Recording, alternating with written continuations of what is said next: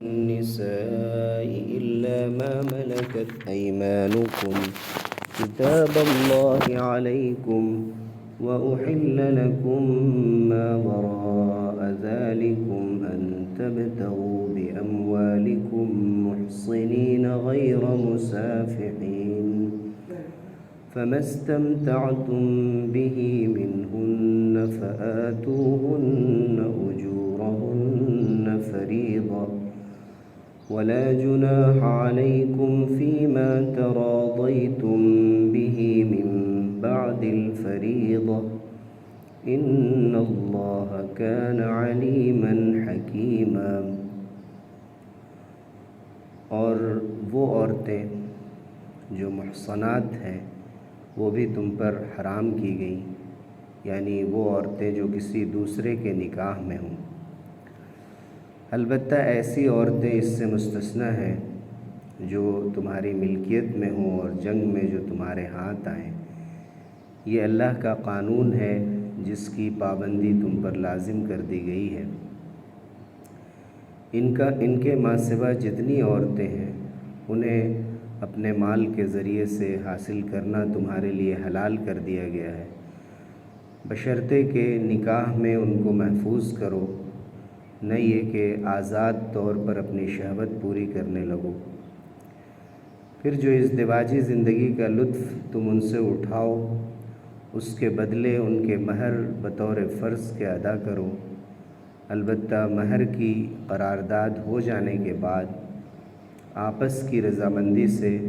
تمہارے درمیان اگر کوئی سمجھوتا ہو جائے تو اس میں کوئی حرج نہیں۔ اللہ تعالیٰ خوب جاننے والے اور خوب حکمت رکھنے والے ہیں، وہ علیم و دانا ہے۔ یہ سورہ نساء کی آیت نمبر 24 ہے۔ آیت نمبر 22 اور 23 میں بھی متعدد خواتین کا ذکر آیا تھا کہ جن کے سلسلے میں یہ بتایا گیا تھا کہ ان سے نکاح نہیں کیا جا سکتا۔ کچھ عورتیں وہ ہیں کہ جن سے عارضی طور پر نکاح درست نہیں تھا، ٹیمپروری طور پر۔ کچھ وہ ہیں جن سے ہمیشہ ہمیش کے لیے نکاح درست نہیں ہے، اور یہ بتایا گیا تھا کہ وہ عورتیں یا تو نسب کی وجہ سے حرام ہوتی ہیں، جیسے ماں، بیٹی، بہن وغیرہ ہے، یا دودھ پلانے کے رشتے کی وجہ سے، جیسے دودھ پلانے والی ماں ہے یا بہن ہے، اور اس کے ساتھ ساتھ جو سسرالی رشتہ داری کی وجہ سے، مصاہرت کی وجہ سے جو رشتے حرام ہوتے ہیں، جیسے بیوی کی ماں ہے اور بیوی کی پہلے شوہر سے آنے والی بیٹی ہے، اور اسی طرح سے اپنے بیٹے کی جو بیوی ہیں یعنی بہو ہیں۔ یہ وہ رشتے ہیں جن سے شادی کرنے کی اجازت نہیں دی گئی۔ اس کے ساتھ ساتھ یہ آیت نمبر 23 سے ہی ملی ہوئی ہے کہ ان عورتوں سے بھی شادی کی اجازت نہیں ہے جو کسی دوسرے کے نکاح میں ہوں، جو پہلے سے کسی کی بیوی ہوں،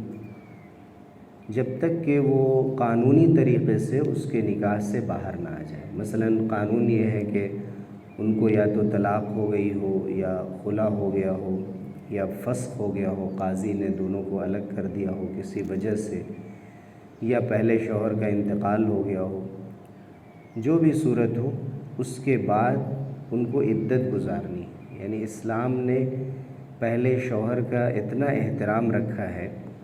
اور اس بات کا اتنا خیال رکھا ہے کہ نسب ایک دوسرے سے ملنے نہ پائے، کہ کم سے کم 3 پیریڈ تک، یا 3 مہینے تک، یا 4 مہینے 10 دن تک، یا جب تک کہ بچے کی پیدائش نہ ہو جائے، اگر جس عورت کو طلاق ہوئی ہو یا جس کے شوہر کی وفات ہوئی ہو، اگر وہ پریگننٹ ہو تو کوئی نہ کوئی عدت کی ایک مدت رکھ دی گئی ہے، تاکہ پوری طرح سے اطمینان حاصل کر لیا جائے کہ اس عورت کے رحم میں کوئی بچے کی افزائش نہیں ہو رہی ہے، تاکہ یہ دوسرے شوہر کے لیے پوری طرح سے پاک و صاف ہو کر اس کے حرم میں آئے، اور کوئی بھی بچہ ایسا دنیا میں نہ آئے جس کے باپ کے بارے میں شک ہو اور اس کی وجہ سے اس کا نسب مشکوک ہو جائے۔ اس کی پوری رعایت اسلام نے کی۔ اسلام سے پہلے بھی اور آج بھی چند شوہری کا تصور پایا جاتا تھا، جسے پولیانڈری کہتے ہیں کہ ایک بیوی کے کئی شوہر ہوا کرتے تھے، جاہلیت کے زمانے میں بھی ایسے نکاح ہوتے تھے۔ اسلام نے اس بے حیائی کے طریقے کو، جو کسی شخص کو بھی اگر فطری طور پہ غور و فکر کا موقع ملا ہو اور وہ سمجھ سکتا ہو کہ یہ کتنی خطرناک بات ہے عورت کی صحت اور اس کی صلاحیت کے اعتبار سے بھی اور نسب کے اعتبار سے بھی، تو اسے گھن آنے لگے گی اس تصور سے۔ لیکن جب فطرت مسخ ہو جاتی ہے اور انسان اللہ کے بنائے ہوئے قانون کے مقابلے میں اپنے بنائے ہوئے قانون نافذ کرنا چاہتا ہے اپنی زندگی میں یا دوسروں کی زندگی میں، تو پھر ایسی صورت میں اس سے توفیق چھن جاتی ہے اور پھر اس قسم کے فیصلے کیے جاتے ہیں۔ آگے فرمایا گیا کہ وَأُحِلَّ لَكُمْ کتاب اللہ علیکم، یعنی یہ اللہ کا فریضہ ہے۔ کتاب کے معنی فریضے کے ہوتے ہیں، کوئی چیز جب فرض کی جائے، جیسے کہ روزوں کے بارے میں آئی یا ایھا الذین آمنوا کتب علیکم الصیام، کہ تم پر روزے فرض کیے گئے۔ فرض کرنے کے لیے کتبہ و کتبہ کا لفظ استعمال کیا گیا۔ یہاں بھی فرمایا گیا کتاب اللہ علیکم، یعنی یہ وہ باتیں ہیں جو اللہ نے تمہارے اوپر فرض کی ہیں، اور یہ حدود ہیں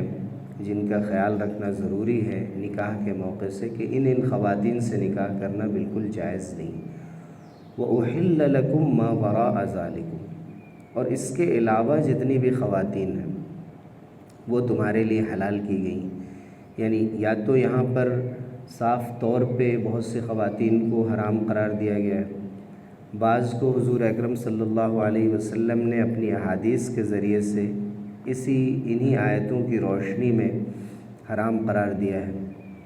اس کے علاوہ جتنی بھی عورتیں ان سے نکاح کو حلال قرار دیا گیا،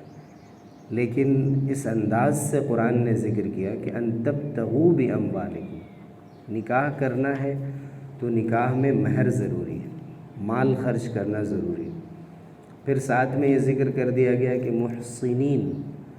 احسان ہونا چاہیے، یعنی آپ نکاح کرتے ہوئے کسی عورت کو اپنے حرم میں لا سکتے ہیں،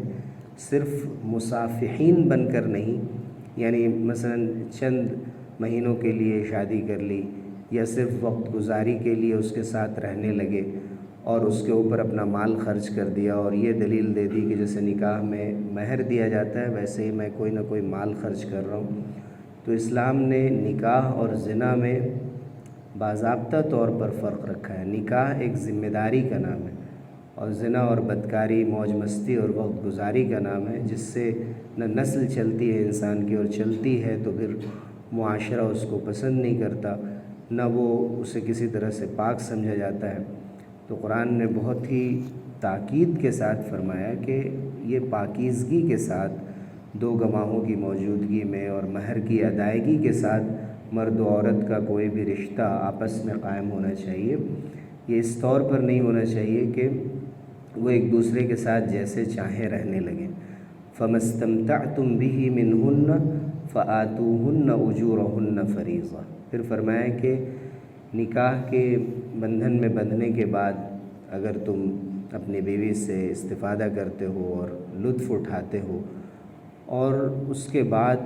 دونوں جب نکاح میں بندھ گئے اور ایک ساتھ رہ گئے تو پھر ان کا مہر ادا کرو، یہ تمہارے لیے ضروری ہے۔ فریضہ کا لفظ استعمال فرمائے گی، یہ تمہارا فریضہ ہے، تمہاری ذمہ داری ہے کہ اس کو ادا کرو۔ اگر نکاح صرف ہو اور مرد و عورت آپس میں مل نہ سکیں تب بھی کم سے کم آدھا مہر ادا کرنا پڑتا ہے۔ اس کے بعد فرمایا گیا کہ وَلَا جُنَاحَ عَلَيْكُمْ فِي مَا تَرَاضَيْتُمْ بِهِ مِن بَعْدِ الْفَرِيضَةِ۔ ہاں یہ اور بات ہے کہ اگر مہر طے ہو جائے اور طے ہونے کے بعد آپس میں میاں بیوی میں دونوں میں اس بات پر اتفاق ہو جائے، شوہر کہنے لگے کہ مثلا مہر کی ایک مقدار طے ہوئی تھی، اس سے بڑھ کر میں ادا کر رہا ہوں، تو بہت اچھی بات ہے۔ اس سے بڑھ کر یعنی نکاح کے رجسٹر میں جو کچھ لکھا جائے یا نکاح کی مجلس میں جو مہر طے ہو، شوہر اس میں بڑھا بھی سکتا ہے، عورت اپنے حق میں کمی بھی کر سکتی ہے کہ میں اس سے کم لیتی ہوں یا پورا معاف کرتی ہوں، دونوں کو اس بات کا اختیار دیا گیا ہے۔ یعنی مہر کے طے ہونے کے بعد بھی آپسی اتفاق سے دونوں میں کمی بیشی کا معاملہ کیا جا سکتا ہے۔ یہاں پر الا ما ملکت ایمانکم کا بھی ذکر آیا تھا کہ نکاح میں جن عورتوں کو لایا جائے اس کے ساتھ ساتھ ملک یمین کی بھی اجازت دی گئی، اور ملک یمین سے مراد یہ ہے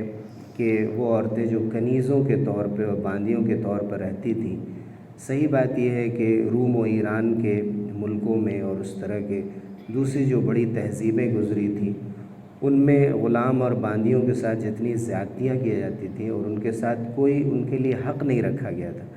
اسلام نے دھیرے دھیرے اس غلط رواج کو اور اس ظلم کو ختم کیا جو دنیا میں رائج تھا۔ اسلام نے کوئی اس کو شروع نہیں کیا تھا۔ دوسری بات یہ کہ جب بھی کوئی جنگ ہوتی ہے اور ایک دوسرے کے یہاں مرد و عورت قیدی بنائے جاتے ہیں تو سب سے بہتر طریقہ تو یہ ہے کہ ہم آپ کے قیدی واپس کر دیں، آپ ہمارے قیدی واپس کر دیں، تو پھر سب سے بہتر بات یہی ہوتی ہے۔ اگر یہ نہ ہو سکے تو پھر یہ ایک آپشن ہوتا ہے کہ تہہ تیغ کر دیا جائے، یعنی مار دیا جائے قیدیوں کو، اور اس سے بدترین اور غلط بات کوئی نہیں ہوگی۔ تیسرا آپشن یہ ہوتا ہے جو اسلام نے رکھا کہ دھیرے دھیرے ان قیدیوں کو اپنے معاشرے میں جذب کر لیا جائے اور ان کو اپنے معاشرے میں ضم کر لیا جائے۔ اس کے لیے اسلام نے یہ قانون بنایا تھا کہ مرد ہو یا عورت دونوں کسی نہ کسی کے حصے میں آتی تھی، اور اس میں بھی باضابطہ ایجاب و قبول ہوتا تھا جیسے کہ نکاح میں ہوتا ہے۔ فرق یہ تھا کہ وہ خرید و فروخت کے لیے ہوتا تھا، اور پھر اس کے اتنے حقوق رکھ دیے گئے تھے غلام اور باندی کے کہ جس کا تصور پہلے نہیں کیا جا سکتا تھا، اور رفتہ رفتہ غلاموں کو اور باندیوں کو اسلامی معاشرے میں اتنی اہمیت حاصل ہو گئی تھی کہ بڑے بڑے منصب پر، بڑے بڑے عہدوں پر وہ فائز کیے گئے، بڑے بڑے عالم بنے ان کے درمیان، پھر کئی بار تو انہوں نے تاریخ میں حکومتیں کیں، اور ان سے ہونے والی اگر کوئی باندی ہوتی تھی اس سے جو اولاد ہوتی تھی اس کو بھی اسی طرح کے حقوق اور عزت حاصل ہوتی تھی جیسے آزاد کسی خاتون سے بچے کی پیدائش ہو۔ اور رفتہ رفتہ اسلام نے اس غلط رسم و رواج کو ختم کرنے کی کوشش کی، لیکن یہ دنیا میں رائج طریقے کے مطابق اسلام نے جس طرح اس کی دھیرے دھیرے اصلاح کی، اس کی کوئی مثال اور نظیر ہمیں نہیں ملتی۔ لیکن مستشرقین نے، اورینٹلسٹ نے دنیا کے سامنے یہ پیش کیا کہ مسلمانوں نے ہی باندی بنانے کا رواج رکھا تھا، اب جس کی ملکیت میں بھی وہ آتی تھی اگر اس کے لیے اس کو حلال نہ کیا جاتا تو وہ غلط طریقے سے اس سے فائدہ اٹھاتا۔ ان تمام پہلوؤں کو سامنے رکھتے ہوئے اسلام نے بہت ہی احترام کے ساتھ اور بہت ہی حقوق کی ادائیگی کے ساتھ ان چیزوں کی اجازت دی تھی۔ پھر اللہ تعالیٰ آخر میں فرماتے ہیں کہ ان اللہ کان علیما حکیما، اللہ تعالیٰ مصلحتوں کو جاننے والا بھی ہے اور ان مصلحتوں کے مطابق پوری حکمت اور دانائی کے ساتھ حکم دینے والا بھی ہے۔ اس لیے ہمیں اعتراض کا حق حاصل نہیں ہے کہ یہ قانون کیوں دیا گیا اور یہ قانون کیوں نہیں دیا گیا۔ یہ تو ہو سکتا ہے کہ ہماری عقل میں یا ہماری تشریح میں بعض قانون صحیح طور پر نہ سمجھ میں آئیں، لیکن یہ ممکن نہیں ہے کہ اللہ تعالیٰ نے جو بھی قانون بنایا ہو یا جو طریقہ بھی اپنی طرف سے قرآن مجید میں ذکر کیا ہو اس میں کسی کجی یا کمی کی کوئی گنجائش ہو۔ اللہ تعالیٰ ہمیں فہم سلیم عطا فرمائے اور ان احکام پر عمل کی توفیق سے نوازے۔ آمین، وآخر دعوانا الحمد للہ رب العالمین۔